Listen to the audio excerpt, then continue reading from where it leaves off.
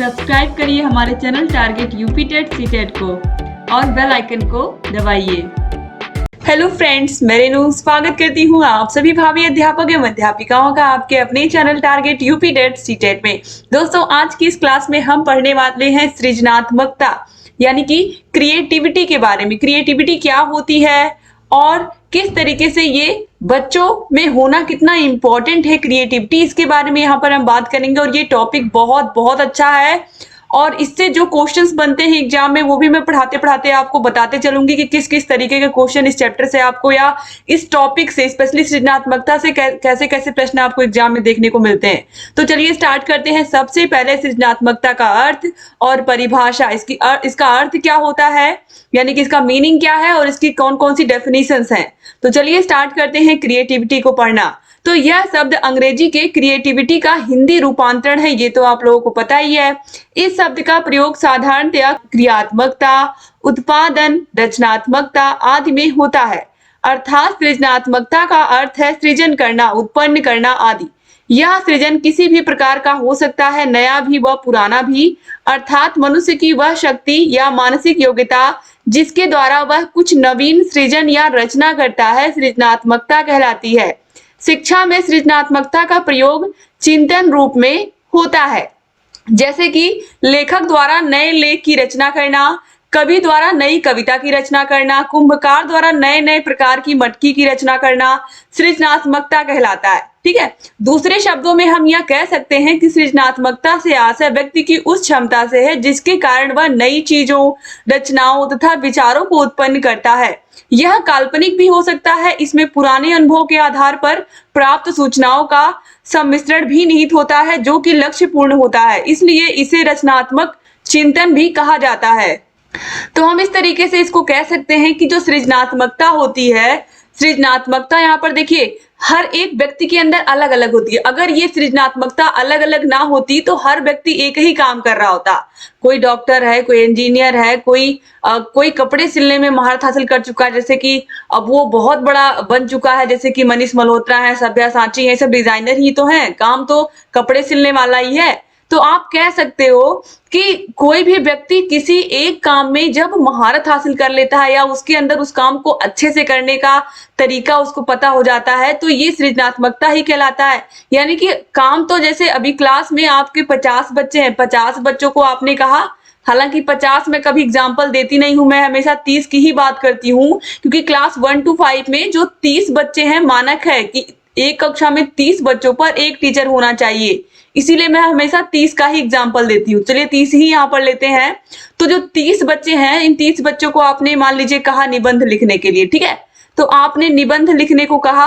अब जब आपने निबंध इनको लिखने को कहा तो आप देखोगे कि जैसे आपने दे दिया पर्यावरण प्रदूषण, ठीक है, पर्यावरण प्रदूषण टॉपिक दे दिया, तो इसमें बच्चे अपने हिसाब से इसमें लिखेंगे कि किस तरीके से पर्यावरण हमारा प्रदूषित हो रहा है। अब उसके अंतर्गत वो मृदा प्रदूषण, वायु प्रदूषण, ध्वनि प्रदूषण, ठीक है, रेडियो एक्टिव पदार्थों का, ये सभी चीजें वो अच्छे से लिखेंगे। अब इसके सोल्यूशन के बारे में जब लिखने की बात आएगी तो उसमें बच्चे अलग अलग प्रकार का सोल्यूशन लिखेंगे।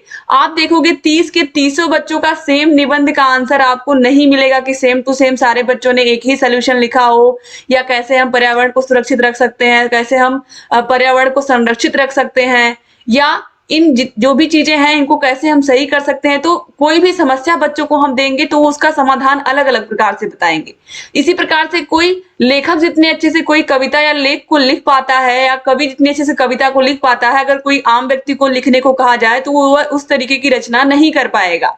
तो हर व्यक्ति को नेचर ने सृजनात्मकता का गिफ्ट दिया है। जो व्यक्ति समझ जाता है वो अपने काम में अच्छा हो जाता है। जैसे कि कोई डायरेक्टर, प्रोड्यूसर, खासकर डायरेक्टर की हम बात करें, जो लोग कहानियां लिखते हैं या फिल्में लिखते हैं, वो लोग आखिर में लिख करके ही तो पैसे बना रहे हैं, लिख करके ही तो अपनी आजीविका चला रहे हैं, अपना रोजगार उसी से उनको मिल रहा है।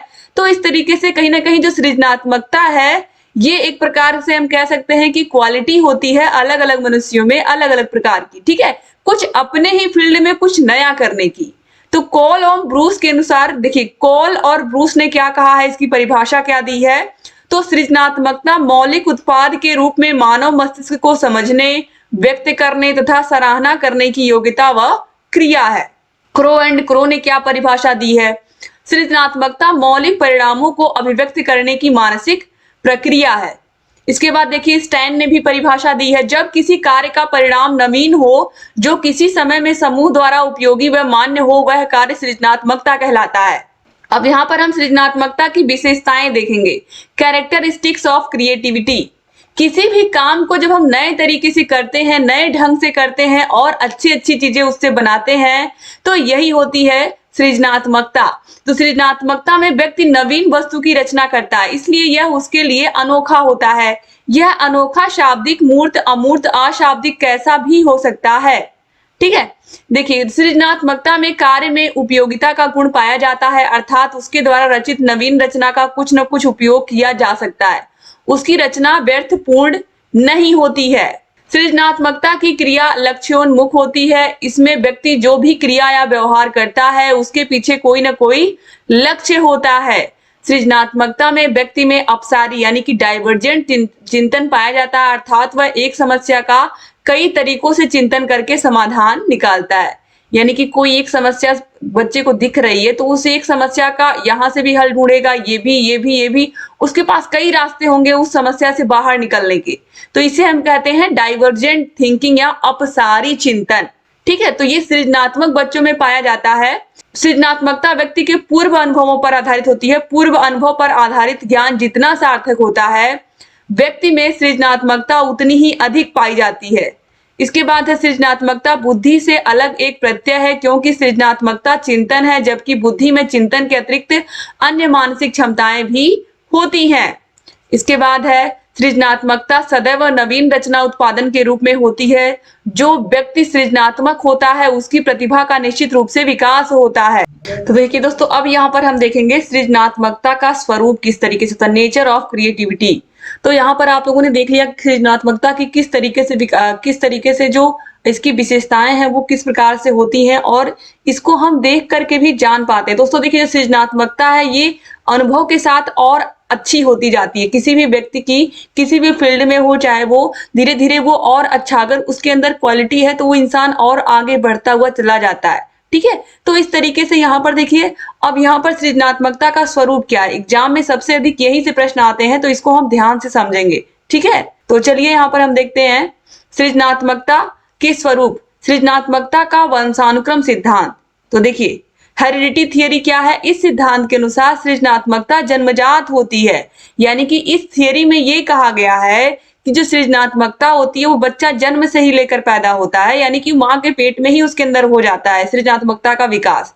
यह व्यक्ति को उसके पूर्वजों द्वारा प्राप्त होती है। अध्यात्मवादी व्यक्ति इसी विचारधारा को मानते हैं।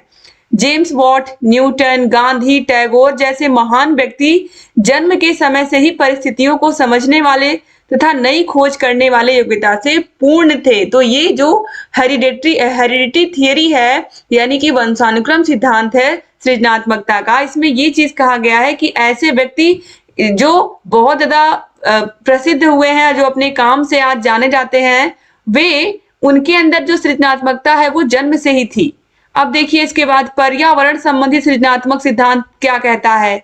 तो इस सिद्धांत के अनुसार सृजनात्मकता पर्यावरण संबंधी अर्जित तथा वातावरणीय योग्यता है। इस सिद्धांत के अनुसार व्यक्ति को सृजनात्मक बनाने में पर्यावरण की महत्वपूर्ण भूमिका होती है, क्योंकि स्वतंत्र व अनुकूल पर्यावरण में नए नए विचार उत्पन्न होते हैं, जबकि बंद समाज में नहीं। इसके बाद है अर्धगोलाकार सिद्धांत, सेमी सर्कुलर थियरी। तो इस सिद्धांत का प्रतिपादन क्लार्क तथा किटनो ने किया। व्यक्ति का मस्तिष्क दो गोलों में विभक्त हो रहता है, अर्थात दायां व बायां गोलार्ध। इसमें बताया गया कि सृजनशीलता मनुष्य के मस्तिष्क के दाएं गोलार्ध से स्फुटित होती है तथा ऐसे व्यक्तियों में प्रायः दायां गोलार्ध प्रबल होता है। इसके बाद है मनोविश्लेषणात्मक सिद्धांत, साइको एनालिटिक थियरी। मनोविश्लेषण सिद्धांत के अनुसार इस सिद्धांत का प्रतिपादन फ्रायड ने किया। उनके अनुसार व्यक्ति की सृजनात्मकता प्रायः उसकी दमित इच्छाओं द्वारा व्यक्त होती है। कई बार व्यक्ति की इच्छाओं को दबाने पर वे सृजनात्मकता की ओर मुड़ जाते हैं। ठीक है, तो ये मनोविश्लेषणात्मक सिद्धांत भी है सृजनात्मकता का। और अब इसके बाद है सृजनात्मकता का अस्तर सिद्धांत। अस्तर सिद्धांत में देखिए क्या है, इस सिद्धांत का प्रतिपादन आई.ई. टेलर ने किया। उन्होंने सृजनात्मकता की व्याख्या 5 स्तरों पर की तथा कहा कि जैसे व्यक्ति में सृजनात्मकता का स्तर बढ़ता जाता है वह व्यक्ति उतना ही सृजनात्मक होता जाता है। ठीक है, अब देखिए जो सबसे महत्वपूर्ण है, मोस्ट इम्पोर्टेंट, बार बार एग्जाम में पूछता है कि इन चारों में से बताइए कौन सा सृजनात्मकता का तत्व नहीं है। तो सृजनात्मकता के प्रमुख 4 तत्व हैं, इनको एकदम आपको याद कर लेना है। तो पहला है प्रवाह। सृजनात्मकता में प्रवाह होता है। तो प्रवाह से तात्पर्य अनेक प्रकार के विचारों की खुली अभिव्यक्ति है। ये अभिव्यक्ति 4 प्रकार की होती है।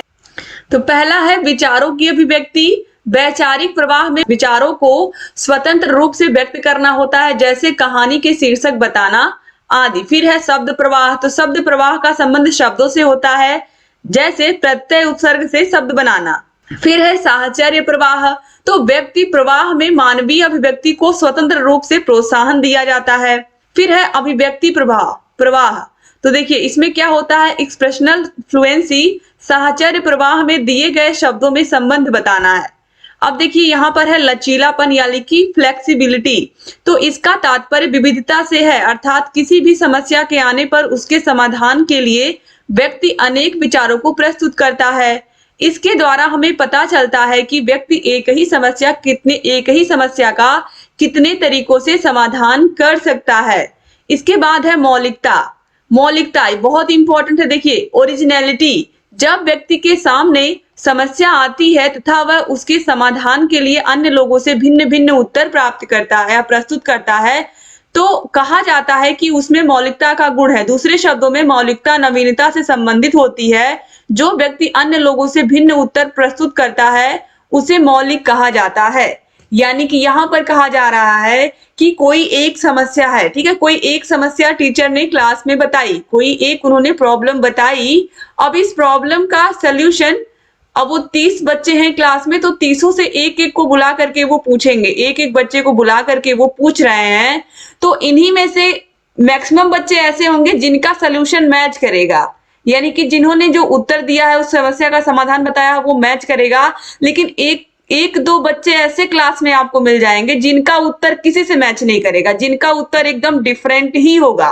तो यही है मौलिकता, यानी कि जो सृजनात्मक बच्चे होते हैं उनमें कुछ ना कुछ मौलिकता का गुण होता है, यानी कि वो सबसे कुछ अलग हट के सोच पाते हैं। और लचीलापन तो आपको समझ में आ ही गया कि लचीलापन एक तरीके से कोई भी समस्या आती है तो उसके समाधान के लिए हम बहुत सारे सॉल्यूशंस पर एक बार सोचते हैं कि ये भी सॉल्यूशन हो सकता है, ये भी सॉल्यूशन हो सकता है।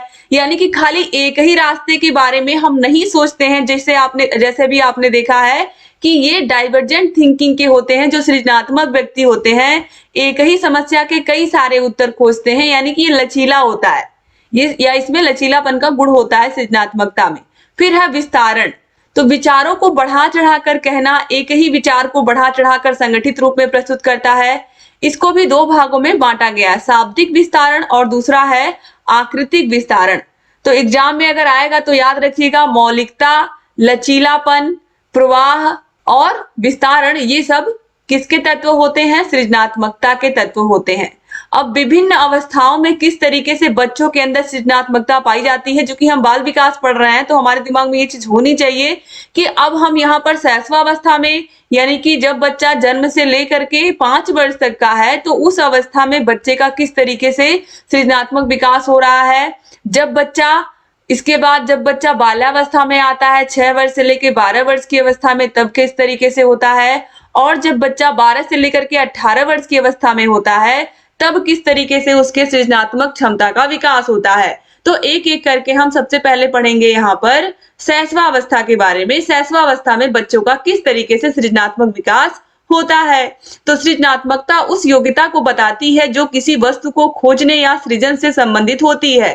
शैशवावस्था में शिशु बहुत कल्पनाशील होता है, वह अपनी कल्पना के आधार पर ही नई वस्तुओं का सृजन करता है, जैसे कागज की नाव बनाना, पतंग बनाना, उड़ने वाला जहाज बनाना, कागज पर तरह तरह के चित्र बनाना, वह कल्पना के आधार पर उनमें रंग भरना आदि शैशवावस्था में सृजनात्मक क्षमता का विकास भली भांति होना आवश्यक होता है, क्योंकि इसमें बालक की कल्पना शक्ति का पूरा प्रयोग हम करते हैं।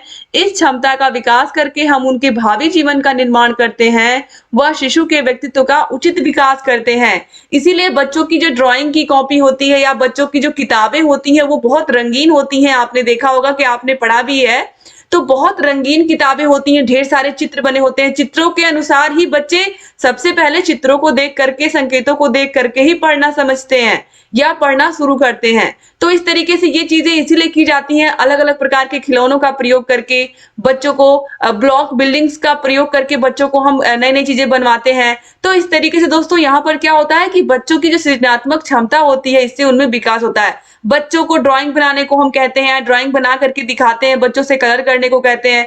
तो अगर हमने क्लास में फूल बना दिया है, एक फूल बना दिया है ब्लैक बोर्ड पर और बच्चों से कहा है कि इसको कलर करो, ठीक है, नीचे हमने गमला बना दिया, तो जब बच्चों से कहेंगे कलर करने को, और तो हम ये नहीं कहेंगे किसी भी बच्चे को कि हाँ ये फूल है तो इसको तुम रेड कलर करो। आप बच्चों से कहोगे आप तुम्हारा जो भी मन है तुम उस कलर से करो, तो कोई बच्चा इसको ब्लू भी करेगा, कोई पिंक करेगा, कोई रेड ही कर देगा, कोई इसको आप देखोगे ब्राउन कलर का बना देगा, कोई ब्लैक कलर। तो बच्चे अपनी पसंद से रंग भरेंगे, तो ये क्या एक तरीके से क्रिएटिविटी की ही निशानी है। अब देखिए इसके बाद अब हम बाल्यावस्था में सृजनात्मक विकास किस तरीके से होता है, बच्चों की क्रिएटिविटी का डेवलपमेंट किस तरीके से होता है, इसके बारे में हम जानेंगे। तो देखिए प्रत्येक बच्चे में सृजन की क्षमता जन्मजात होती है। छोटे बच्चों के खेलों में यह सृजनात्मक शक्ति स्पष्ट रूप से झलकती है। रचनात्मक कार्यों द्वारा वह सीखते और आगे बढ़ते हैं। इसके लिए हम बच्चों को कुछ स्वयं व्यक्त करने का अवसर दें। आस पड़ोस की वस्तुओं का ज्ञान वो अपनी ज्ञानेंद्रियों द्वारा प्राप्त करें एवं अनुभव करें। बच्चों की कल्पना, निरीक्षण व स्मरण शक्ति के विकास द्वारा ही उनकी सृजनात्मक क्षमता विकसित होगी। सृजनात्मक क्षमता के विकास द्वारा ही वह भावी जीवन की तैयारी करेंगे। बच्चों की सृजनात्मक शक्ति का विकास हम कई प्रकार की क्रियाओं द्वारा कर सकते हैं, जैसे खेल, कला, नृत्य, अभिनय और बेकार की वस्तुओं से सामग्री तैयार करना। इसके बाद है किशोरावस्था में सृजनात्मक शक्ति का विकास। तो किशोरावस्था परिवर्तन की अवस्था है। इस अवस्था में उनके अंदर बहुत सारे शारीरिक, मानसिक, संवेगात्मक व सामाजिक परिवर्तन होते हैं। वह ना तो बच्चा रहता है और ना प्रौढ़। इस कारण से वह अपने को वातावरण से भली भांति समायोजित नहीं कर पाते। उनमें कल्पना की अधिकता होती है। वह सृजनात्मक कार्य करके अपनी कल्पना को यथार्थ का रूप देना चाहता है। यदि किशोर किशोरी की सृजनात्मक क्षमता को उचित वातावरण देकर उसका अधिकतम विकास किया जाए तो वह जीवन में बहुत महत्वपूर्ण उपलब्धियां हासिल कर सकता है तथा अपनी शक्ति का सदुपयोग करके स्वयं को कुंठा व निराशा से भी बचा सकता है। यहाँ पर स्पष्ट रूप से ये चीज कही जा रही है कि जो किशोरावस्था के बच्चे होते हैं इनमें सृजनात्मकता कूट कूट के भरी होती है। तभी आप देखते हो यही वो अवसर होता है जब बच्चे बहुत सारे कॉम्पिटेटिव एग्जाम्स भी देते हैं, बहुत सारी तैयारी करनी होती है, बहुत सारी पढ़ाई करनी होती है और इसी में बच्चे, छोटे छोटे बच्चे आप देखोगे वो वैज्ञानिक बन जाते हैं। वो ऐसा कोई आविष्कार कर देते हैं कि लोग सोचते रह जाते हैं कि यह आविष्कार आखिर में कैसे कर दिया इस बच्चे ने। तो इस तरीके से ये जो अवस्था होती है 12 से 18 वर्ष की अवस्था, इसमें बच्चे अगर चाहें तो अपनी शक्तियों का सही प्रकार से उपयोग करके जो कुंठा और निराशा से ग्रसित होते हैं उससे भी वो अपने आप को बचा सकते हैं। तो किशोर किशोरी में सृजनात्मक शक्ति के विकास के लिए विद्यालय में तरह तरह की पाठ्य सहगामी क्रियाओं का आयोजन करना चाहिए, जैसे वाद विवाद प्रतियोगिता, साहित्यिक गोष्ठियां, नाटक एवं संगीत, नाटकीय खेल, व्यर्थ सामग्री का उपयोग करके कुछ नई वस्तु की रचना आदि। सृजनात्मक क्षमता का विकास करके ही उन्हें हम कुशल डॉक्टर, इंजीनियर, साहित्यकार, शिक्षक या समाज का मार्गदर्शन करने वाला बनाने में सहायता कर सकते हैं। ठीक है, तो इस तरीके से यहाँ पर हम बच्चों को जिस चीज में मोड़ना चाहें उस चीज में हम मोड़ सकते हैं। अब इसके बाद देखिए बालकों में सृजनात्मकता को हम कैसे बढ़ा सकते हैं, इसके भी क्या उपाय हैं। जो बच्चे कम सृजनशील हैं कैसे उनके अंदर हम सृजनात्मकता को बढ़ा सकते हैं, अब इसको हम यहाँ पर देखने वाले हैं। तो देखिए सृजनात्मकता जन्मजात होती है, ये बिल्कुल सही है, लेकिन टॉरेंस तथा अन्य मनोवैज्ञानिकों ने सिद्ध किया है कि यह एक ऐसी प्रक्रिया है जिसे शिक्षकों द्वारा अन्य विषय की तरह पढ़ाया भी जा सकता है तथा कुछ विशेष प्रविधि के माध्यम से सृजनात्मकता को बढ़ाया भी जा सकता है। निम्न में से कुछ बिंदु ऐसे हैं जिनका उपयोग कक्षा में करके बालकों की सृजनात्मकता को हम बढ़ा सकते हैं। जैसे बालकों में सृजनात्मकता बढ़ाने के लिए आवश्यक है कि अध्यापक स्वयं भी सृजनात्मक प्रवृत्ति का ही हो, क्योंकि जब वह नए नए सृजनात्मक प्रयोग करके बालकों को दिखाएंगे तो उनकी सृजनात्मकता भी बढ़ जाएगी। इसके बाद शिक्षक को वाद विवाद विधि अपनानी चाहिए तथा भिन्न भिन्न तरह के विवादात्मक प्रश्न पूछ पूछ कर उनको उत्तर देने के लिए प्रेरित करना चाहिए तथा नए नए तथ्यों की ओर ध्यान आकृष्ट करना चाहिए। अब इसका क्या मतलब है? इसका मतलब यही है कि टीचर्स को क्लास में बच्चों की वाद विवाद प्रतियोगिता करवानी चाहिए। किसी एक टॉपिक पर आप उसके खिलाफ और उसके फेवर में आप बच्चों से एक तरीके से प्रतियोगिता करवा सकते हैं। इसके अलावा बच्चों से निबंध लिखने की बात तो मैंने आपको बताई कि बच्चों से निबंध लिखवा सकते हैं, बच्चों की भाषण प्रतियोगिता करवा सकते हैं, ठीक है। इस तरीके से अलग अलग प्रकार से इससे क्या होगा कि सृजनात्मकता तो बढ़ेगी ही, साथ ही साथ बच्चे अपने मन के भावों को, विचारों को और अच्छे से प्रकट कर पाएंगे, उनके अंदर लीडरशिप की क्वालिटी आएगी। तो ये सारी चीजें दोस्तों जिन जिन स्कूलों में हुआ है वे बच्चे बहुत ही अच्छे से अपनी बातों को रख भी पाते हैं, बोल भी पाते हैं। जिनके स्कूलों में ये सारी चीजें करवाई गई हैं उनको खुद इस बात का एहसास होता होगा, और ऐसे बहुत सारे विद्यालय हैं जहां पर ये चीजें बराबर करवाई जाती थी बच्चों को। अब इसके बाद देखिए, जब भी बालक कोई सृजनात्मक कार्य करे तो उसे पुनर्बलन देना चाहिए। ये धनात्मक होना चाहिए, अर्थात पुरस्कार रूप में, जिससे बालक की सृजनात्मकता का उत्तरोत्तर विकास हो। जब बच्चा कुछ अच्छा करेगा, जैसे कोई पत्र लेखन प्रतियोगिता आपने स्कूल में करवाई, तो पत्र लेखन में जिसका पत्र आपको बहुत अच्छा लगा उस बच्चे को क्या कर सकते हैं आप? पुरस्कृत कर सकते हो। इसके बाद अध्यापक को चाहिए कि वे छात्रों के लिए किए गए नवीन कार्यों की प्रशंसा करें तथा उनका उत्साह व रुचि बनाए रखें तथा उन्हें सृजनात्मक कार्य करने के लिए अधिक से अधिक अवसर प्रदान करें। तो ऐसे बच्चे जो सृजनात्मक कार्य करते हैं, नवीन कार्य करते हैं, उनकी प्रशंसा टीचर को जरूर करनी चाहिए और प्रशंसा करने में कोई कंजूसी नहीं करनी चाहिए। इससे बच्चों के अंदर और उत्साह आएगा और वे और अच्छा करने की कोशिश करेंगे। इसके बाद है, शिक्षकों को चाहिए कि वे छात्रों को अभिव्यक्ति के अधिक से अधिक अवसर प्रदान करें ताकि छात्रों की झिझक खत्म हो सके तथा वे अपने नवीन विचारों तथा नवीन खोजों का सबके समक्ष वो प्रस्तुत कर सके। यानी कि यहाँ पर फिर वही चीज कही जा रही है कि बच्चों को अलग अलग प्रकार की प्रतियोगिताएं करवाई जाए, अलग अलग प्रकार से जितना हो सके उनको बोलने का अवसर दिया जाए, उनको अपनी प्रतिभा को निखारने का अवसर दिया जाए। तो इससे बच्चों के अंदर सृजनात्मकता बढ़ेगी। फिर अध्यापकों को चाहिए कि वे छात्रों को प्रोजेक्ट कार्य करने के लिए प्रोत्साहित करें। इनके सामने कोई समस्यात्मक स्थिति रखकर उनकी प्रतिक्रियाओं के लिए छात्रों को आमंत्रित करना चाहिए तथा उनके द्वारा किए जाने वाले मौलिक कार्यों का मूल्यांकन अवश्य करना चाहिए। इसके बाद है, शिक्षक को मस्तिष्क उद्वेलीकरण विधि को बढ़ावा देना चाहिए या ब्रेन स्टॉर्मिंग भी इसको हम कहते हैं इंग्लिश में। इसमें छात्रों के समक्ष एक समस्या दी जाती है, छात्र अपने मन में उत्पन्न विभिन्न प्रकार के समाधान को शिक्षक से पूछ सकता है। इस विधि का प्रतिपादन ओसबर्न ने किया था। पार्नेस ने कक्षा में इस विधि का प्रयोग कर पाया कि बच्चों की सृजनात्मकता बढ़ गई। यानी कि कोई आप बच्चों को समस्या दीजिए और उस समस्या का समाधान आप बच्चों से पूछिए, या फिर बच्चे जब उस समस्या का समाधान लेकर के शिक्षक के पास आए तो इसमें शिक्षक अब ये आइडेंटिफाई करे कि कौन सा बच्चा कितना अच्छा समाधान करके लेकर के आया है किसी समस्या का।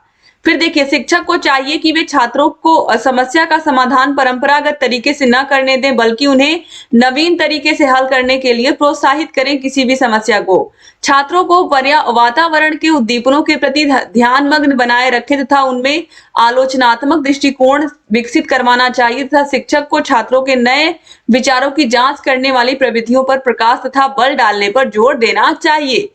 इसके बाद है, शिक्षक को छात्रों के मन में उत्पन्न नकारात्मक अनुभूतियों को हटाना चाहिए, क्योंकि जब तक वे आशावादी नहीं होंगे वे कुछ भी नया नहीं सोच पाएंगे। फिर है, अध्यापक को चाहिए कि वे छात्रों को स्वयं नवीन सूचनाएं एकत्र करने पर जोर देकर उनमें ये आदतें विकसित करें व उसके लिए अनुकूल वातावरण भी दें। इसके बाद है, जीवन के विभिन्न क्षेत्रों से संबंधित समस्याओं का भली भांति प्रत्यक्षण कर उसके तर्क संगत तथा भिन्न भिन्न परिणाम प्रस्तुत करने के लिए प्रोत्साहन करना चाहिए। ठीक है, तो इस तरीके से यहाँ पर आप लोगों ने सृजनात्मकता पूरा का पूरा टॉपिक आज यहाँ पर पढ़ करके अच्छे से समझ करके इसको खत्म किया।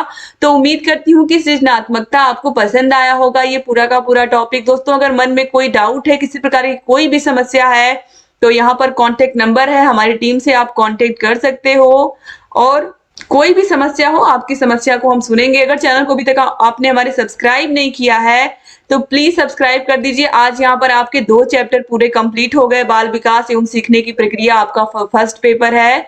अब हम कल से स्टार्ट करेंगे तीसरा चैप्टर आपका। वीडियो को शेयर करना मत भूलिएगा। और अगर अभी तक आपने पिछली क्लासेस को नहीं देखा है तो क्लासेस की लिंक डिस्क्रिप्शन बॉक्स और कमेंट बॉक्स दोनों जगह आपको मिल जाएंगी, तो जा करके आप देख सकते हैं और अपनी तैयारी को बहुत अच्छी कर सकते हैं। जय हिंद दोस्तों।